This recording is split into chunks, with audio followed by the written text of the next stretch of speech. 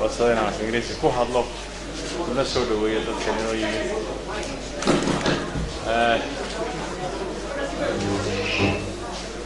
Distinguished guests, may maqlay?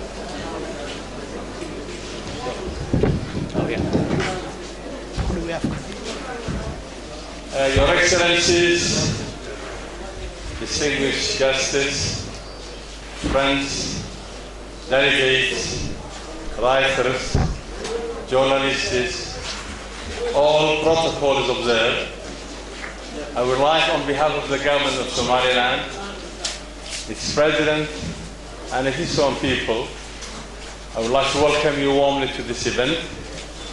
As Jama and my colleagues here said, it's one of the most important events that the Somaliland government organizes, together with our colleagues.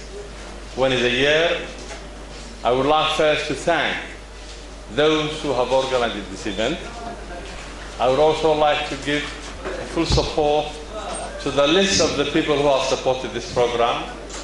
I don't have the list in hand, but I will repeat the same group that have supported this program.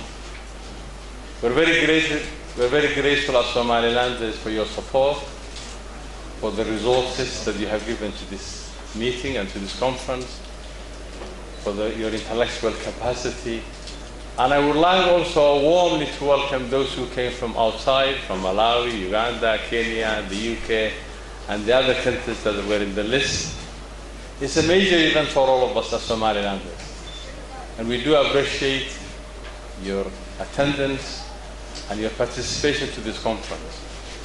Once again, I would also like to thank our UK delegation here, who are very supportive to us, the Danish delegation and others who support the government of Somaliland when it comes to resources and other support.